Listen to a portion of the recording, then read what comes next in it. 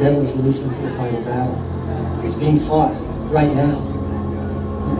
Nobody knows it except us and others like us.